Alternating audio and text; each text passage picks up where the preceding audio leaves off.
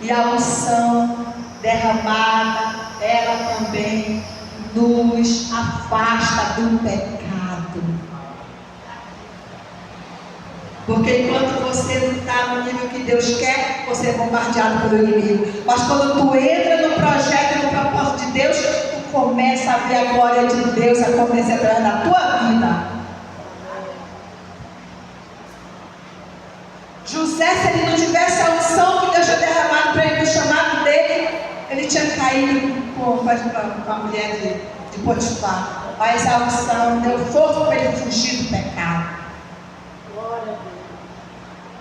E quem tem uma unção forte, tem que vigiar com a unção forte.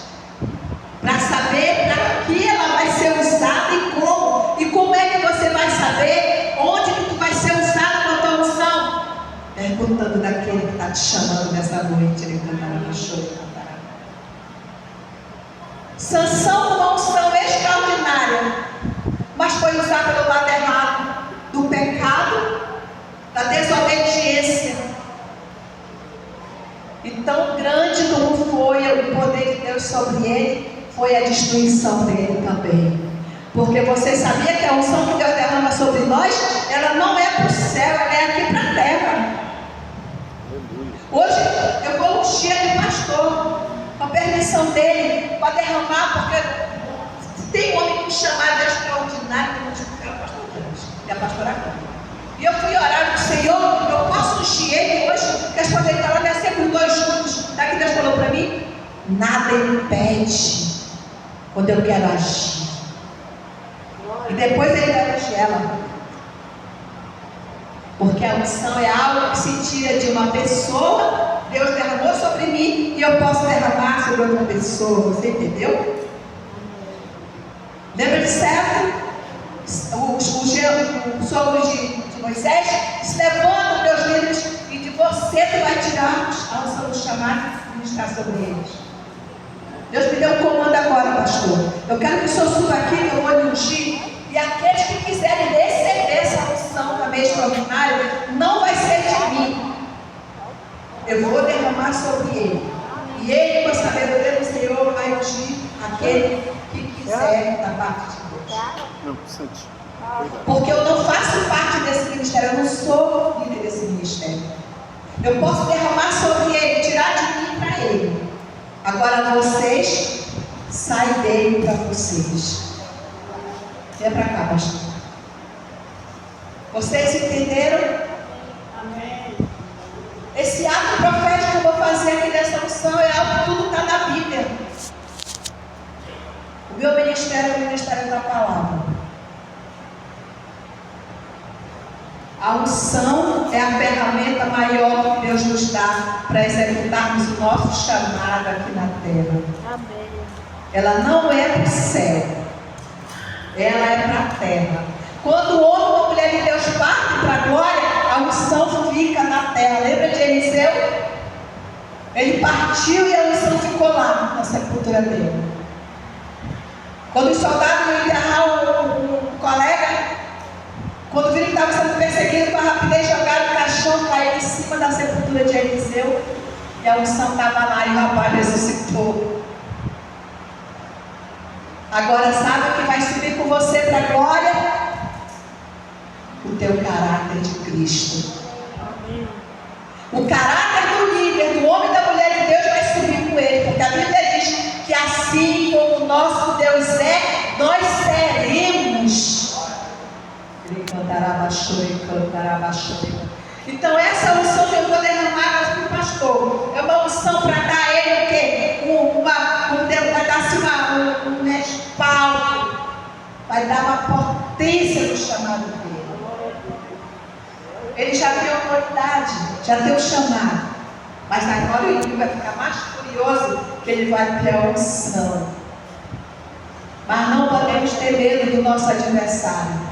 A Bíblia diz que ele vem por um caminho contra nós, mas por certo ele tem que fugir. Vocês não têm noção do quanto eu fui bombardeada, caluniada, falada, tudo que você imaginar. Quando eu tento ficar sentada, com raiva, eu entro no meu quarto E o Senhor diz assim: já calma, faz parte. Assim foram os profetas antes de ti. Mas não te preocupa que eu vou tratar, vou para tratar, eu trato, vou colocar no leito, eu coloco, vou matar, eu mato. Porque a Bíblia diz: ai daquele que tocar no ungido do Senhor. E eu já perdi as contas de quem Deus já matou. Tem uns aí aleijados, porque Deus tem um chamado glorioso, ele está lá no pé de Jesus. Eu falo isso para minha honra, para minha glória, para o Senhor, me cobre mais do teu sangue. Mas que teu nome deve ser glorificado na terra.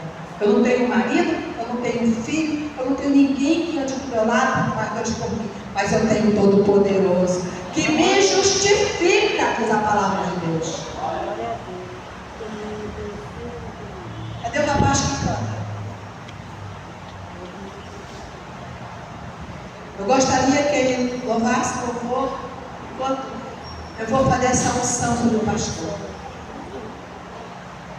E quem desejar essa unção, eu achei interessante o senhor depois ministrar com seus pastores, pastor.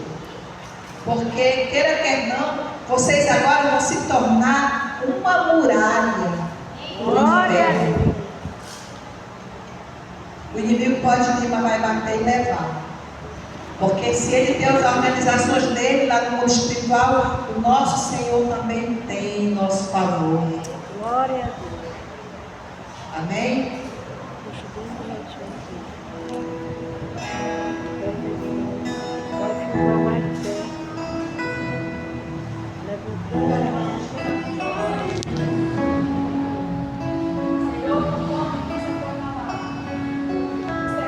Cadê a perna?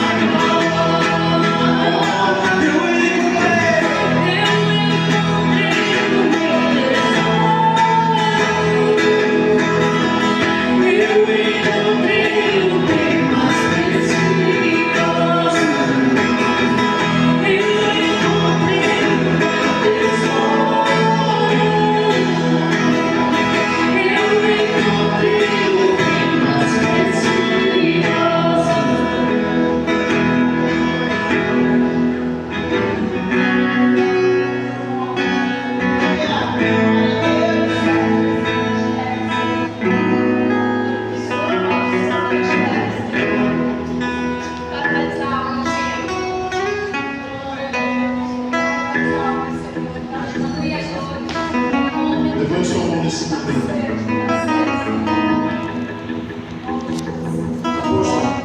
Há muitos anos, nos Estados Unidos, um pastor que durante muitos anos esteve na África,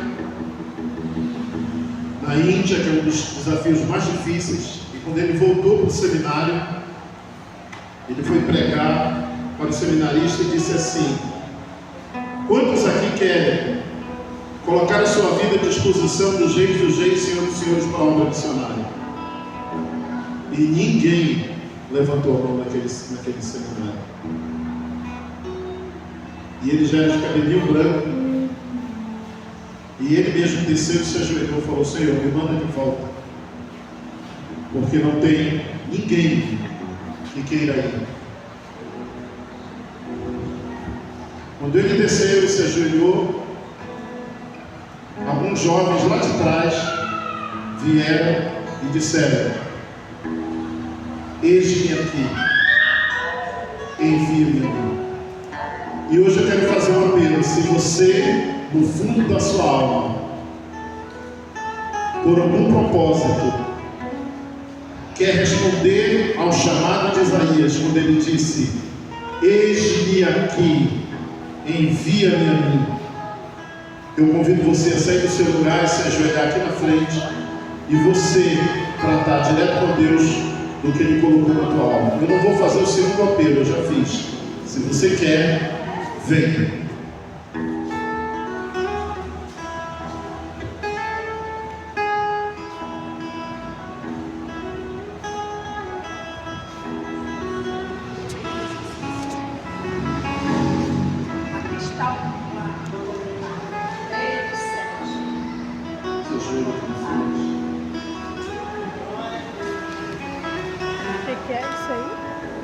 A caminhada não é, vamos dizer assim, fácil.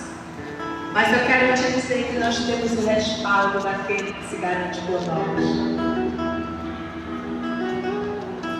Ele cuida de nós, nos conduz, nos supre. E não tem coisa mais maravilhosa do que você ter uma vida sendo rendida ao Senhor. Você tirando ele do inferno e colocando no céu.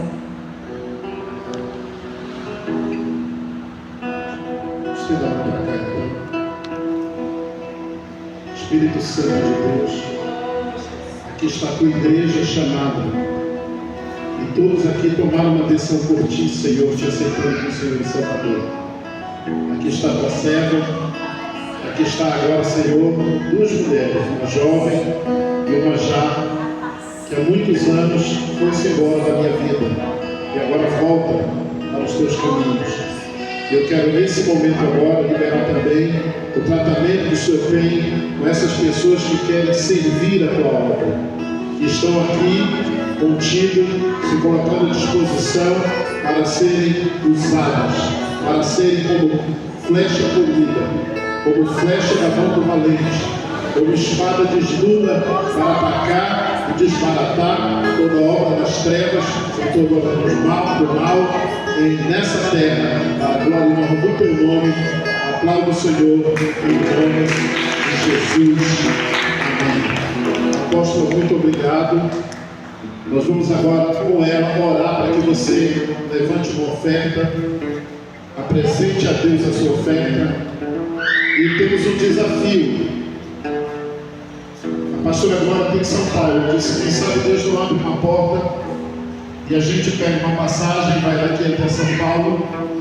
Tem 4 igrejas lá e combinamos de fazer uma campanha de 3 dias, sexta, sábado e domingo, lá na Unção Sobrenatural, lá com a pastora Meire, pastor Santana.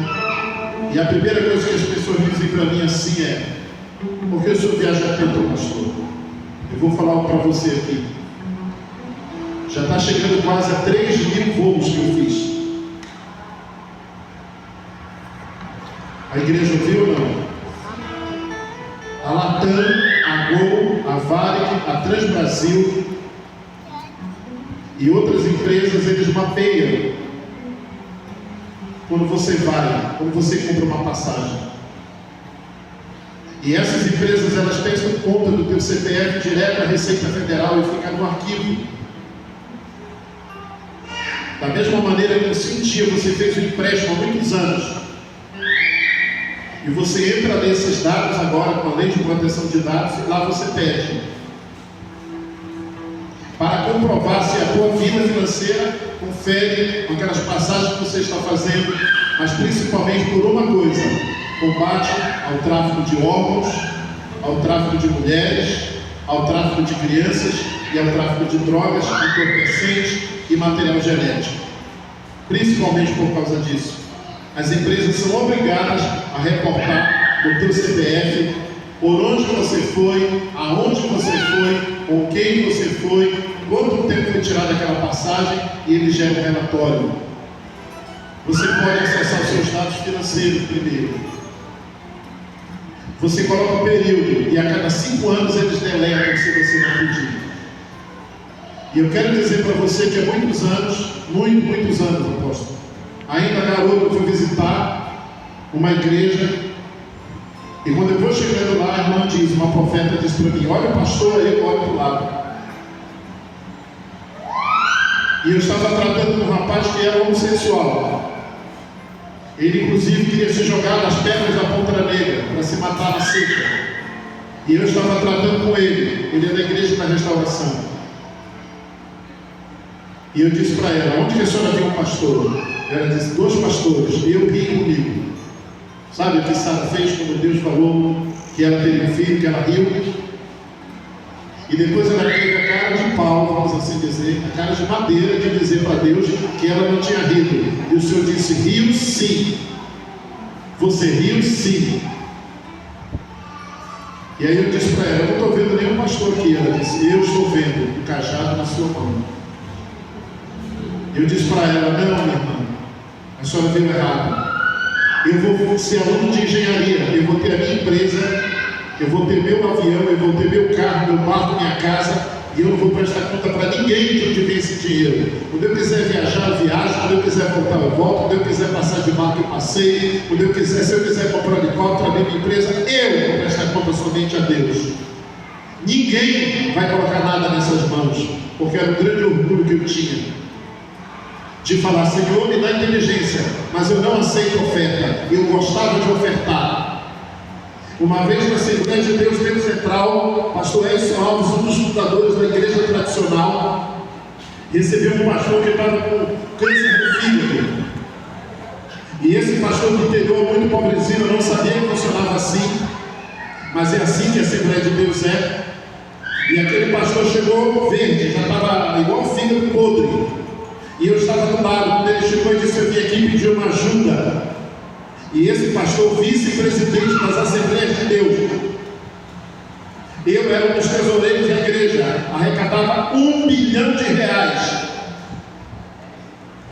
1 bilhão de cruzeiros, não era reais, era cruzeiro ainda, cruzado novo. Estou falando de 1978, 79, 1981. E eu peguei, eu acho que eu peguei R$10 mil, tirei do meu bolso e disse para o rapaz: aqui está, eu estou te dando. E o pastor disse: você está ofendendo a igreja. Eu disse: olha, o senhor não disse para ele que a igreja não tem dinheiro? Não foi isso que o senhor disse, que a igreja não tem dinheiro? E ele me olhou muito sério, me fulminando, esse homem. Durante muitos anos ele teve raiva de mim. Ele morreu no coração em Natal, mas eu nunca tive raiva dele. Ele disse para mim: você é uma mancha. Eu disse: um pastor não pode falar isso, que eu sou uma mancha. Eu não sou uma mancha. Eu era uma mancha, mas eu sou lavado pelo sangue de Jesus. E eu peguei aquele dinheiro, tirei e disse para o Senhor: não peça mais da igreja não, eu estou lhe dando. Isso aqui é a minha restrição do imposto de renda. Pegue esse dinheiro e vá se tratar e sai daqui. Porque eu achei um absurdo. Eu achei um absurdo, eu era garoto, eu estava no primeiro ano de teologia, e eu fiquei revoltado com aquilo. E desafiei o pastor sim. Eu disse: você paga imposto de renda? Eu não ganho o suficiente para pagar imposto de renda. Eu disse: eu sou um técnico mecânico.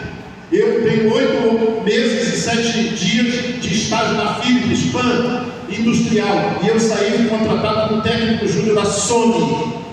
Eu ganho bem sim. Aí está o rapaz da Motor Honda. Pergunte hoje quanto ganha um técnico nível 1 ele vai te dizer quanto ganhava. E eu peguei aquele dinheiro, um pouco exaltado, e dei. Não dei para ofender o pastor, mas dei para ajudar aquele pastorzinho do interior, que eu acredito que nem vive mais onde está. Então, quando a mulher falou para mim assim, você vai ser um pastor, ela me atingiu no fígado. Ela atingiu no meu orgulho. A pastora um dia disse para mim, pastora Luzia faz assim. Ela disse, pastor, o senhor volta quando? O senhor vai para onde? Porque o senhor não presta conta da sua vida para ninguém, não é verdade? A senhora falou isso? Se amanhã eu não estiver aqui e eu estiver em São Paulo, se amanhã eu não estiver aqui, estiver no Rio de Janeiro, se amanhã eu não estiver aqui, eu estiver na Austrália, se amanhã eu não estiver aqui, eu estiver lá em Los Angeles, eu só presto conta para aquela profecia que depois disso disse para mim, quantas vezes eu quiser levantar os meus pés daqui, eu, o Senhor, teu Deus, levantarei. Aplaude o Senhor. Não é o meu dinheiro.